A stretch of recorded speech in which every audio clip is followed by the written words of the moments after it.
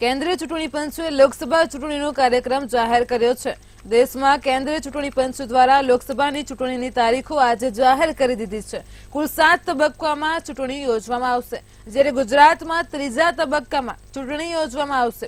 તો ગુજરાતમાં 26 લોકસભાની બેઠકો ઉપર 7મી મેના રોજ મતદાન થશે, જ્યારે 4 જૂનના રોજ મતગણતરી યોજાશે। 2024ની લોકસભાની ચૂંટણી 7 તબક્કામાં થશે અને 4 જૂને તેનું રિઝલ્ટ જાહેર થશે। દેશના લગભગ 97 કરોડ મતદારો 543 સાંસદોને ચૂંટીને દિલ્હી મોકલશે।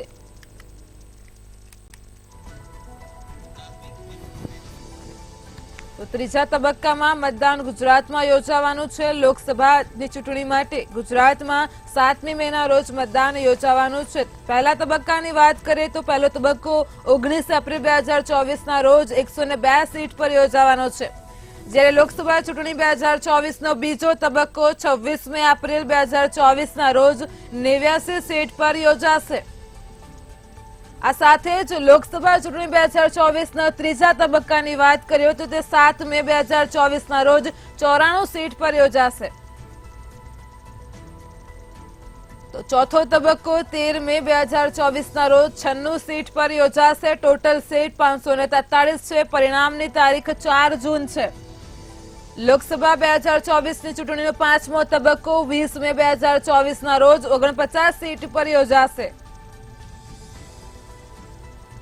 તો છઠ્ઠો તબક્કો 25 મે 2024ના રોજ 57 સીટ પર યોજાશે, જ્યારે અંતિમ તબક્કો 2024ની લોકસભા ચૂંટણીનો અંતિમ તબક્કો 1 જૂન 2024ના રોજ 57 સીટ પર જોવા મળશે। ટોટલ સીટ 543 છે, સાથે જ પરિણામની તારીખ 4 જૂન છે। કુલ મતદાતાઓ 96,88,21,926 છે।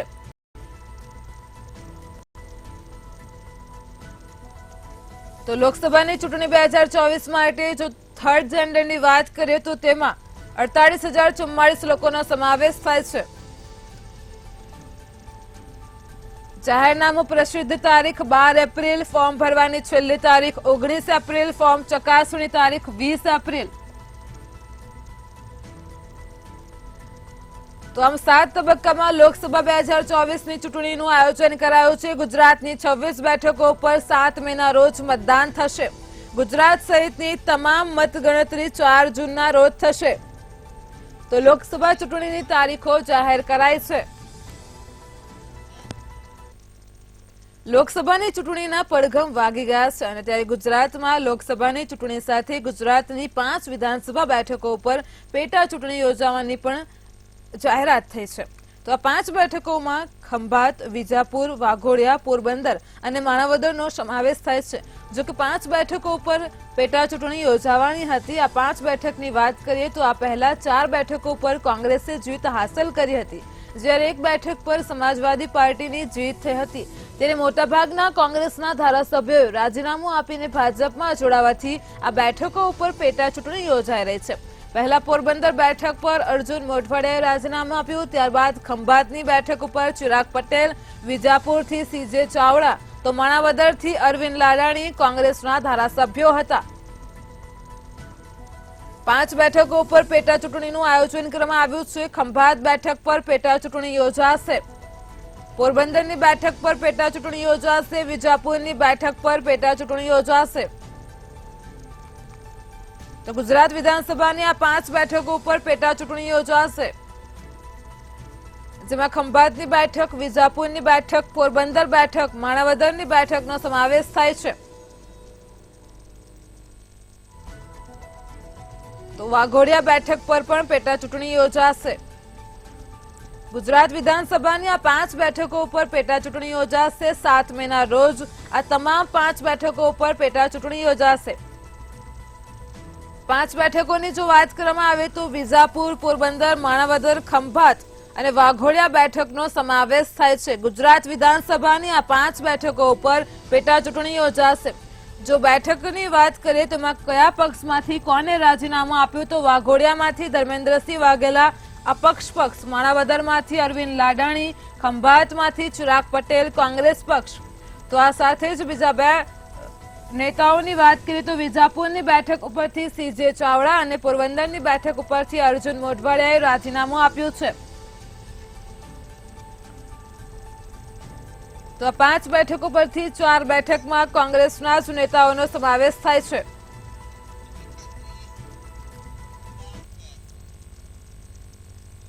ભારતના ચીફ ઇલેક્શન કમિશનર રાજીવ કુમારે ચૂંટણીની તારીખો જાહેર કરી છે અને ત્યારે ગુજરાતમાં લોકસભાની 26 બેઠકો ઉપર ચૂંટણી યોજવામાં આવશે. આ સાથે જ રાજ્યની ખાલી પડેલી વિધાનસભા બેઠકો ઉપર પેટા ચૂંટણી યોજાશે. તો ગુજરાતમાં 7મી મે લોકસભા ચૂંટણીનું મતદાન થશે અને આ સાથે જ ગુજરાતમાં 5 વિધાનસભા બેઠકોની પેટા ચૂંટણી પણ 7મી મેએ જોવા મળશે. ત્યારે ગુજરાતમાં લોકસભાની ચૂંટણીને લઈને સી.આર. પાટીલનું નિવેદન સામે આવ્યું છે. સી.આર. પાટીલે કહ્યું છે કે બધી સીટોમાં 80% મતદાન લઈ જવાના પ્રયત્ન કરવામાં આવશે તેમજ મતદાન વધે તે માટે પણ અમે પ્રયત્ન હાથ ધરીશું. જ્યારે વધુમાં સી.આર. પાટીલે કહ્યું હતું કે 26માંથી 26 સીટ 5 લાખ મતથી જીતવાનો વિશ્વાસ વ્યક્ત કર્યો હતો. જ્યારે ઇલેક્શન કમિશનરની જાહેરાતને આવકારવામાં આવી હતી. અને ગુજરાતમાં લગભગ 6 જગ્યા વિધાનસભાની ખાલી હતી, એમાંથી 5 આવ્યા છે. કદાચ એક કોઈ સરસ ચૂકને કારણે કદાચ એક વિસાવદર વિધાનસભાનું નોટિફિકેશન આમાં દેખાતું નથી. અમે એના માટે રજૂઆત કરીશું કે એનું ઇલેક્શન પણ આની સાથે સાથે થઈ જવું જોઈએ. કે ભારતીય જનતા પાર્ટીનો કાર્યકર્તા 26 સીટ 5 લાખથી વધુથી જીતવા માટે સક્ષમ છે. કેમ કે એમને મોદી સાહેબનું નેતૃત્વ અને માર્ગદર્શન, એમણે કરેલા કામો, એના પરિણામો અને અમિતભાઈ શાહ સાહેબનું માર્ગદર્શન મળ્યું છે. મુખ્યમંત્રી શ્રી ભૂપેન્દ્રભાઈ પટેલ એમના દ્વારા પણ જે લોક ઉપયોગી પગલાં લેવાયા છે એની અસર પણ આ ઇલેક્શનના મતદાન ઉપર જોવા મળશે. સુરતમાં આજરોજ ધાનેરા જૈન સમાજના લોકો દ્વારા હાથમાં બેનર રાખી અને નારેબાજી સાથે રેલી કાઢવામાં આવી હતી. જૈન સમાજ દ્વારા રેલી કાઢી વિરોધ નોંધવામાં આવ્યો છે. તેમાં આક્ષેપ કરાયા હતા કે ધાનેરા ખાતે ઉપાશ્રય અને જીર્ણાલય બનાવવાનું હતું. જોકે હાલની નવી કમિટીએ જીર્ણાલય નહીં પરંતુ માત્ર ઉપાશ્રય બનાવવામાં આવ્યો છે, જેના કારણે વિરોધ નોંધવામાં આવ્યો હતો.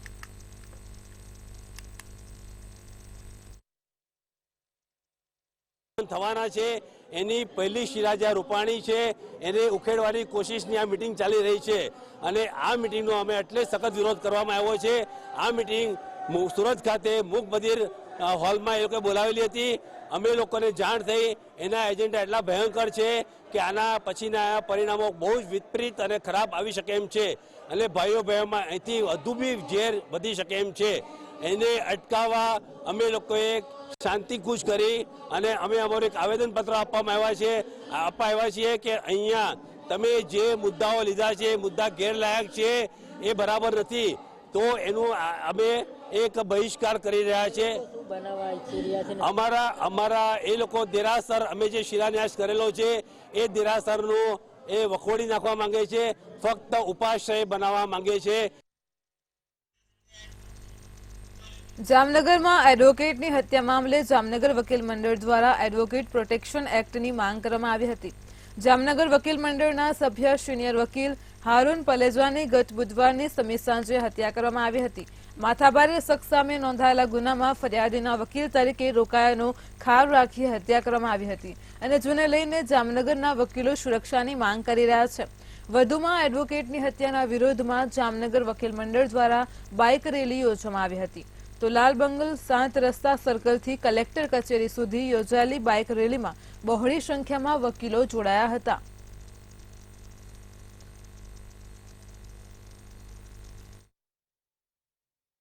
સિનિયર વકીલ શ્રી હારૂનભાઈ પલેજાનું સમી સાંજે બેડી વિસ્તારની અંદર ઘાતકી રીતે મર્ડર થયેલું હોય. આ હત્યાના પડઘા સમગ્ર ગુજરાતની અંદર સમગ્ર વકીલ આલમમાં અને તમામ વકીલ મંડળોમાં પડેલા હોય અને તેના ભાગરૂપે તેના વિરોધ વ્યક્ત કરવા માટે તમામ વકીલ મંડળોએ જે તે તાલુકા જિલ્લામાં અવનવા કાર્યક્રમો આપેલા છે અને આ જે વિરોધ છે એટલા માટે છે કે જામનગરની અંદર આ બીજી ઘટના છે.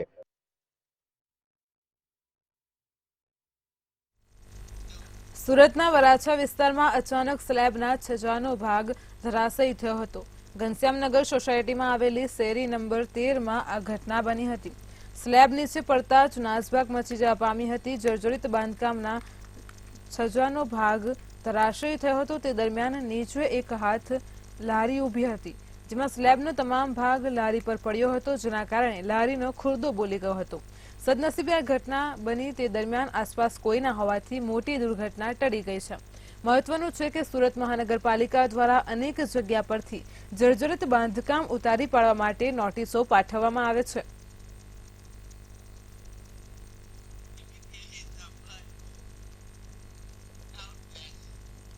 ભાવનગરમાં આચારસંહિતા પહેલા મેયર ભરતભાઈ બારડે સરકારી કાર જમા કરાવી દીધી.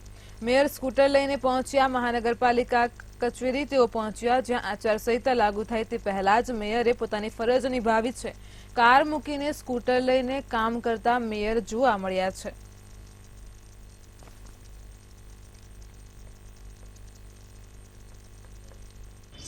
પોતાના કાયદાનો અમલ કરવાનો હોય એમ મેં પણ પ્રથમ નાગરિક તરીકે મારી જવાબદારી નિભાવીને સવારથી જ કાર પાર્કિંગમાં મુકાવી દીધી છે અને હમણાં એની લીગલી પણ જમા થઈ જશે. અત્યારથી હું સ્કૂટર લઈને જ આવ્યો છું. આગામી તારીખ 8 એપ્રિલથી નર્મદા પરિક્રમાનો પ્રારંભ થઈ રહ્યો છે. આ પરિક્રમા કરવા માટે લાખોની સંખ્યામાં શ્રદ્ધાળુઓ આવતા હોય છે. તો આ પરિક્રમા 21 કિલોમીટરની હોય છે અને તે દરમિયાન નાવડીમાં બેસીને નર્મદા પર પરિક્રમા કરવાની હોય છે. પરંતુ થોડા સમય અગાઉ વડોદરામાં બનેલી બોટ દુર્ઘટનાને કારણે આ વર્ષે નર્મદા નદી પાર કરવા માટે નાવડીનો ઉપયોગ નહીં કરવા વહીવટીતંત્ર દ્વારા નિર્ણય લેવામાં આવ્યો છે. ત્યારે આ નિર્ણયથી ભક્તો અને સાધુ સંતોમાં નારાજગી જોવા મળી છે. સાધુ સંતો જિલ્લા કલેક્ટર કચેરી ખાતે પહોંચ્યા હતા અને જિલ્લા કલેક્ટરને લેખિતમાં રજૂઆત કરી નર્મદા પર નાવડીનો ઉપયોગ કરવાની માંગ કરી છે. ઉત્તરવાહિની નર્મદા પરિક્રમા 8 એપ્રિલથી શરૂ થવાની છે અને 8મી મે સુધી 1 મહિનો ચાલવાની છે. તેમાં ગઈ સાલ 10 લાખ લોકો આવ્યા હતા અને આ વર્ષે એનાથી પણ વધારે લોકોની આવવાની સંભાવના છે. વિશેષ કરીને કલેક્ટર સાહેબ અને જે રેસિડેન્શિયલ કલેક્ટર સાહેબને આજે અમે મળવા માટે એટલા માટે આવ્યા છીએ કે હવે થોડાક જ દિવસ બાકી હોવા છતાં જે નાવડીઓની વ્યવસ્થા લાખો લોકોને પાર કરવા માટે જે કરવાની તેના માટેની હજુ સુધી કોઈ પણ જાતની વ્યવસ્થા થઈ નથી. તો તાત્કાલિક ધોરણે ઇમરજન્સી તરીકે આની વ્યવસ્થા કરવામાં આવે. હોળી પર્વને હવે ગણતરીના જ દિવસો બાકી રહ્યા છે. તો બીજી તરફ હોળી પર્વને લઈને ભક્તો દ્વારકા પગપાળા જઈ રહ્યા છે. ત્યારે જામનગર જિલ્લા જેલ સ્ટાફ મિત્ર મંડળ દ્વારા ખંભાળિયા હાઈવે ઉપર ન્યૂ જામનગરની સામે સેવા કેમ્પ શરૂ કરાયો છે. પદયાત્રીઓની સેવા માટે શરૂ કરાયેલા કેમ્પમાં આજથી 5 દિવસ સુધી સેવા કાર્ય કરવામાં આવશે. આ દરમિયાન પોલીસ સ્ટાફ દ્વારા પણ પદયાત્રીઓની સેવા કરવામાં આવશે. ત્યારે જેલ સ્ટાફના માનવતાવાદી ચહેરાને લોકો બિરદાવી રહ્યા છે. પગપાળા ચાલીને જતા લોકો સેવા યજ્ઞનો લાભ લેશે. અહીં ચા, પાણી, નાસ્તો, રહેવા જમવા સહિતની સુવિધા નિઃશુલ્ક આપવામાં આવશે.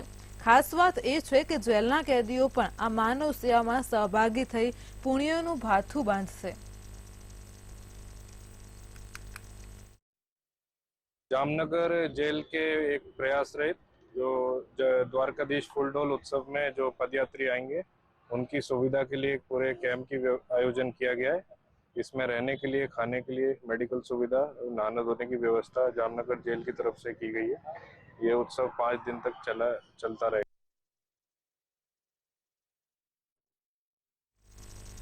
જામનગર અને દેવભૂમિ દ્વારકા જિલ્લાના અધિક્ષક ઇજનેરના ઘરે સૌપ્રથમ ડિજિટલ સ્માર્ટ મીટર લગાવવામાં આવ્યું. તો અધિક્ષક ઇજનેરના નિવાસસ્થાને પ્રથમ ડિજિટલ મીટર લગાવીને પાયલોટ પ્રોજેક્ટનો પ્રારંભ કરવામાં આવ્યો છે. પ્રથમ સ્માર્ટ મીટર લગાડીને જામનગર ખાતે સ્માર્ટ મીટર લગાડવાની શરૂઆત કરવામાં આવી છે. હવે પછી સેન્ટ્રલ ઝોન સબ ડિવિઝન હેઠળના વિસ્તારમાં તબક્કાવાર સ્માર્ટ વીજ મીટર લગાવવાની શરૂઆત કરવામાં આવશે. સૌપ્રથમ લાલ બંગલા સ્થિત વીજ કચેરીમાં સ્માર્ટ મીટર મૂકવામાં આવશે અને ત્યારબાદ કન્ઝ્યુમરના મીટર બદલવાની પ્રક્રિયા શરૂ કરવામાં આવશે. આજથી અમે પીજીવીસીએલના સ્માર્ટ મીટર લગાડવાની કામગીરી શરૂ કરી છે. આ એક ભારત સરકારની એક મહત્વાકાંક્ષી યોજના છે RDSS, જેની અંદર MVCC કંડક્ટર, જેને કારણે દરિયા કિનારાના વિસ્તારોના ઇન્ટરપ્શન દૂર થશે. અને second part is smart meter, જેને કારણે ગ્રાહકો પોતાનું કન્ઝમ્પશન, પોતાને પાવર કઈ રીતે યુટિલાઇઝ કરે છે એનું રેગ્યુલર એનાલિસિસ, રેગ્યુલર મોનિટરિંગ કરી શકશે. આજે સૌથી પહેલું મીટર જામનગર સર્કલનું પહેલા અમારા ઘરથી જ લગાડવામાં આવ્યું છે અને હવે પછીના અમારા સ્ટાફ અને ગવર્મેન્ટ ડિપાર્ટમેન્ટથી અમે શરૂ કરશું અને ત્યારબાદ કન્ઝ્યુમર મીટર્સ ઇન્સ્ટોલ કરશું. સ્માર્ટ મીટર અને અત્યારના જે કન્વેન્શનલ મીટર છે એને એમની એક્યુરેસી સેમ હોય છે, બિલિંગ સેમ હોય છે, ટેરિફ સેમ હોય છે. ફરક એટલો છે કે સ્માર્ટ મીટર છે એ કમ્યુનિકેટ કરે છે સર્વર સાથે, અને જેને કારણે અમે ગ્રાહકોને એક મોબાઈલ એપ થ્રુ દરેક ગ્રાહક પોતાના મોબાઈલ નંબરથી રજીસ્ટ્રેશન કરશે. રાજકોટ શહેરમાં હત્યાના પ્રયાસનો બનાવ એ હત્યામાં પલટાયો હોવાની ઘટના સામે આવી રહી છે. તો રાજકોટ શહેરના કુવાડવા રોડ ઉપર આવેલા ચામુંડા નગરમાં ગત 12મી માર્ચના રોજ સાંજના સમયે 27 વર્ષીય સુનિલ જાદવ નામના વ્યક્તિને તેના સાળા રવિ પરમાર તેમજ તેના મિત્રો દ્વારા લોખંડના પાઇપ દ્વારા માર મારી ગંભીર ઈજા પહોંચાડવામાં આવી હતી. ત્યારબાદ છેલ્લા 4 દિવસથી તેની સારવાર રાજકોટ શહેરના સિવિલ હોસ્પિટલ ખાતે ચાલી રહી હતી. ત્યારે સારવાર દરમિયાન સુનિલ જાદવનું મૃત્યુ થતા બનાવ હત્યામાં પલટાયો છે. ત્યારે રાજકોટ શહેર B ડિવિઝન પોલીસ દ્વારા આ સમગ્ર મામલે હત્યાનો ગુનો નોંધી કાર્યવાહી શરૂ કરવામાં આવી છે.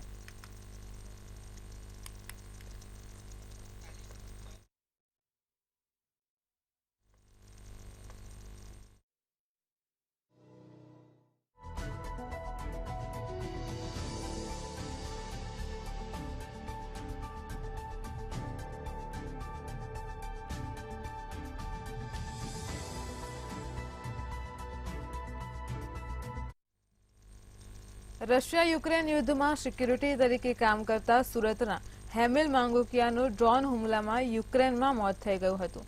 ત્યારબાદ હેમિલના મૃતદેહને વતન લાવવા માટે પરિવારજનો ચિંતામાં મુકાઈ ગયા હતા. ત્યારબાદ એમ્બેસી દ્વારા પરિવારને મુદ્દે થોડાક દિવસમાં મોકલી આપવામાં આવશે તેવી જાણ કરવામાં આવી હતી. જોકે ત્યારબાદ એમ્બેસી દ્વારા કોઈ રિપ્લાય ન આપવામાં આવતા પિતા સહિત 3 લોકો રશિયા જવા રવાના થયા હતા. આ દરમિયાન આજે હેમિલનો મૃતદેહ દિલ્હી લવાયા બાદ તેને સુરત ખાતે લાવવામાં આવ્યો હતો અને તેથી આવતીકાલે અંતિમ સંસ્કાર કરવામાં આવે તેવી શક્યતા જોવામાં આવી રહી છે.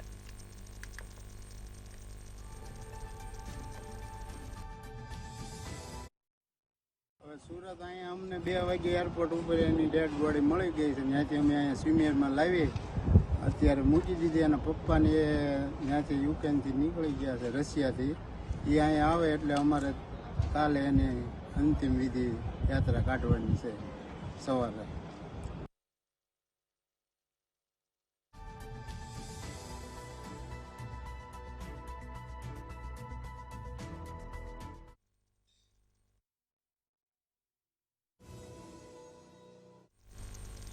સુરતના વરાછામાં સ્લેબ ધરાશયી થયો છે. તો સુરતથી બ્રેકિંગ ન્યૂઝ સામે આવી રહ્યા છે. વરાછા ખાતે સ્લેબ ધરાશયી થવાની ઘટના પ્રકાશમાં આવી છે. વરાછામાં આવેલા ઘનશ્યામનગરની આ ઘટના સામે આવી રહી છે, જેમાં 13 નંબરની શેરીમાં સ્લેબ ધરાશયી થયો છે. તો સુરતના વરાછામાં જર્જરિત બાંધકામનો સ્લેબ ધરાશયી થયો છે. સ્લેબ પડતા જ એક લારીનો ખુરદો બોલ્યો હતો. સદનસીબે ઘટનામાં કોઈ જાનહાનિ નથી થઈ.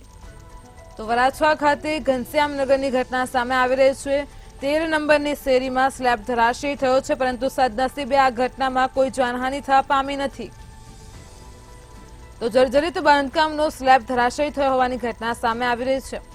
સ્લેબ પડતા જ એક લારીનો ખુરદો બોલી ગયો છે.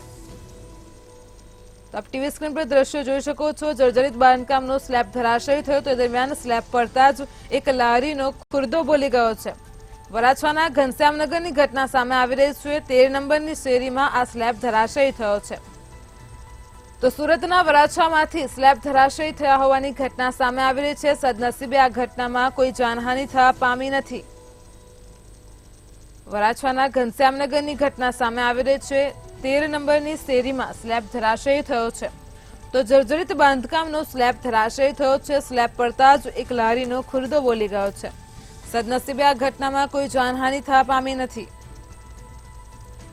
અવારનવાર સ્લેબ ધરાશયી થયા હોવાની ઘટના સામે આવતી હોય છે રાજ્યમાંથી, ત્યારે ફરી એકવાર સુરત જિલ્લામાંથી વરાછાના ઘનશ્યામનગરની ઘટના સામે આવી રહી છે.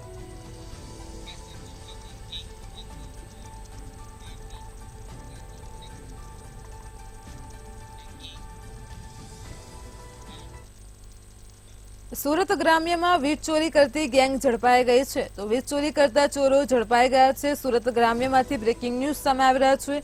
એગ્રીકલ્ચર લાઇનમાંથી વીજ વાયરોની તેઓ ચોરી કરતા હતા. તો આ ચોરી કરતી ગેંગ ઝડપાઈ ગઈ છે. સુરત ગ્રામ્ય પોલીસે 2 આરોપીઓને ઝડપી પાડ્યા છે. આરોપીઓની પૂછપરછમાં સામે આવ્યું છે તો 4 રિસીવર ઝડપાયા છે. આરોપી દિવસે રેકી કરતા અને રાત્રે ચોરીને અંજામ આપતા હતા. તો સુરત ગ્રામ્યમાં વીજ ચોરી કરતી ગેંગ ઝડપાઈ ગઈ છે. સુરત ગ્રામ્ય પોલીસે 2 આરોપીઓને ઝડપી પાડ્યા છે. ચોરેલા વીજ વાયરો પીગાડીને સગેવગે કરતા હોવાની વિગતો સામે આવી રહી છે. તો પોલીસે કુલ 36.24 નો મુદ્દામાલ કબજે કર્યો છે. પલસાણા કામરેજ બારડોલી તાલુકામાં આ ચોરો ચોરી કરતા હતા। આરોપીઓની પૂછપરછમાં 4 રિસીવર પણ ઝડપાયા છે। તો આરોપીઓ દિવસે રેકી કરતા હતા અને રાત્રે ચોરીને અંજામ આપતા હતા। એગ્રીકલ્ચર લાઇનમાંથી વીજ વાયરોની ચોરી કરતી આ ગેંગ ઝડપાઈ ગઈ છે। સુરત ગ્રામ્ય પોલીસે 2 આરોપીઓને ઝડપી પાડ્યા છે। તો ચોરેલા વીજ વાયરો પીગાડીને આ ચોરો તેને સગેવગે કરતા હતા। પલસાણા કામરેજ બારડોલી તાલુકામાં તેઓ ચોરી કરતા હતા। સુરત ગ્રામ્યમાં વીજ ચોરી કરતી ગેંગ ઝડપાઈ છે। એગ્રીકલ્ચર લાઇનમાંથી વીજ વાયરોની તેઓ ચોરી કરતા હતા અને તેને પીગાડીને સગેવગે કરતા હતા। આરોપીઓ દિવસે રેકી કરતા અને રાત્રે ચોરીને અંજામ આપતા હતા।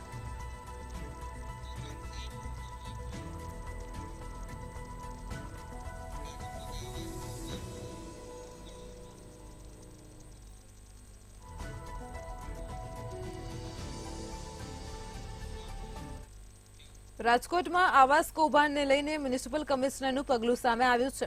રાજકોટથી બ્રેકિંગ ન્યૂઝ સામે આવી રહ્યા છે, જેમાં આવાસ કૌભાંડને લઈને મ્યુનિસિપલ કમિશનરનું આકરું પગલું સામે આવ્યું છે। આવાસ યોજનાના ટેકનિકલ સિટી ઇજનેરને દૂર કરાયા છે। તો છેલ્લા કેટલાક દિવસથી રાજકોટમાં આવાસ કૌભાંડનો મામલો સામે આવી રહ્યો છે। અલ્પના મિત્રાને આવાસની જવાબદારીમાંથી મુક્ત કરાયા છે। આવાસ યોજનાના ટેકનિકલ સિટી ઇજનેરને દૂર કરાયા છે। તો કોર્પોરેટર અને તેમના પતિના આવાસ કૌભાંડ સામે આવ્યું હતું, તે દરમિયાન મ્યુનિસિપલ કમિશનર દ્વારા આકરા પગલાં લેવાયા છે। તો રાજકોટના આવાસ કૌભાંડને લઈને મ્યુનિસિપલ કમિશનરનું આકરું પગલું સામે આવ્યું છે। અલ્પના મિત્રાને આવાસની જવાબદારીમાંથી મુક્ત કરાયા છે। કોર્પોરેટર અને તેમના પતિના આવાસ કૌભાંડો એક પછી એક સામે આવી રહ્યા હતા। તો આવાસ યોજનાના ટેકનિકલ સિટી ઇજનેરને દૂર કરવામાં આવ્યા છે। મ્યુનિસિપલ કમિશનર દ્વારા આકરા પગલાં લેવાયા છે। રાજકોટમાં આવાસ કૌભાંડને લઈને બ્રેકિંગ ન્યૂઝ સામે આવ્યા છે, જેમાં મ્યુનિસિપલ કમિશનરનું આકરું પગલું જોવા મળ્યું છે।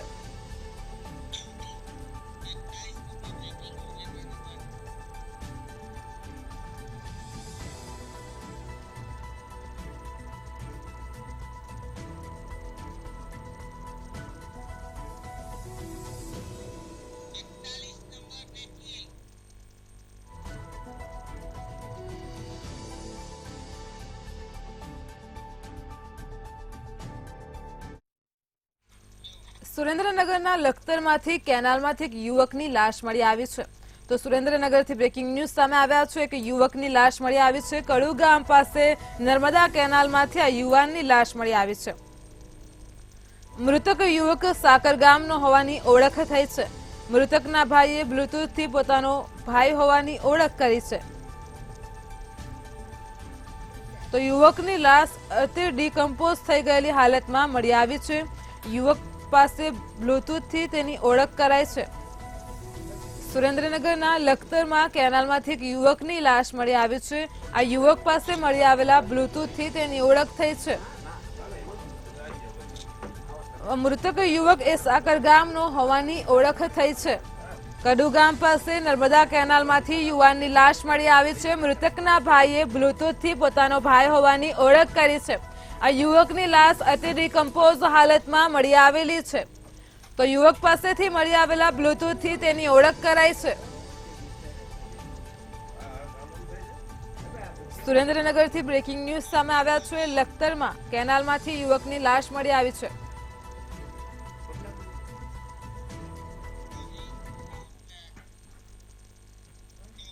વતનની વાતમાં હાલ આટલું જ। હવે નિહાળો સીધો સંવાદ સહયોગી લખમા સાથે। નમસ્કાર।